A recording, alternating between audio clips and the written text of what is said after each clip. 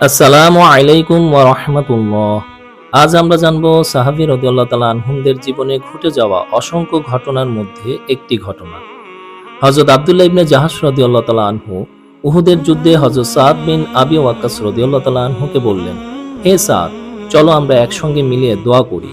একজন নিজ প্রয়োজন অনুসারে দোয়া করবে আর অন্যজন আমিন বলবে, কেননা এইভাবে দোয়া কবুল হওয়ার সম্ভাবনা বেশি। দুজনে এক কোণে গিয়ে দোয়া করলেন। প্রথমে হযরত সাদ রাদিয়াল্লাহু তাআলা আনহু দোয়া করলেন, হে আল্লাহ, আগামীকাল যখন যুদ্ধ হবে তখন আমার মোকাবেলায় একজন বড় বীরকে নির্ধারণ করে দিও, যে আমার উপর প্রচন্ড হামলা করবে আর আমিও তার উপর জোরদার হামলা করব। তারপর তুমি আমাকে তার উপর বিজয়ী করবে আর আমি তাকে তোমার রাস্তায় হত্যা করব এবং তার গনিমত অর্থাৎ যুদ্ধক্ষেত্র থেকে পাওয়া সম্পদ লাভ করব। হযরত আব্দুল্লাহ ইবনে জাহাশ রাদিয়াল্লাহু তাআলা আনহু বললেন, আমিন। এরপর হযরত আব্দুল্লাহ ইবনে জাহাশ রাদিয়াল্লাহু তাআলা আনহু দোয়া করলেন, হে আল্লাহ, আগামীকাল যুদ্ধের ময়দানে আমাকে এমন এক বাহাদুর যোদ্ধার সাথে মোকাবেলা করাবে যে প্রচন্ড হামলাকারী হবে।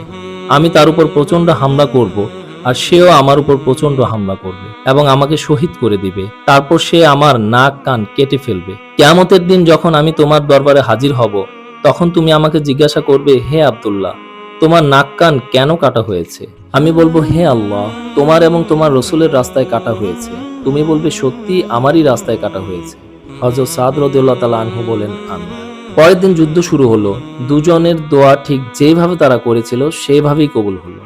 সাদ রাদিয়াল্লাহু তাআলা আনহু বলেন, আব্দুল্লাহ ইবনে জাহাশের দোয়া আমার দোয়া হতে উত্তম ছিল। আমি সন্ধ্যায় দেখলাম তার নাক কান একটি সুতোয় গাঁথা। উহুদের যুদ্ধে তার তরবারিও ভেঙে গিয়েছিল। হুজুর সাল্লাল্লাহু আলাইহি ওয়াসাল্লাম তাকে গাছের একটি ডাল দিলেন, যা তার হাতে গিয়ে তরবারিতে পরিণত হয়ে গেল।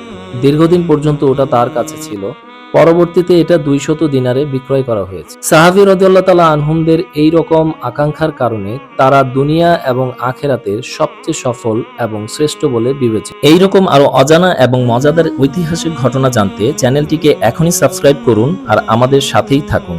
ধন্যবাদ।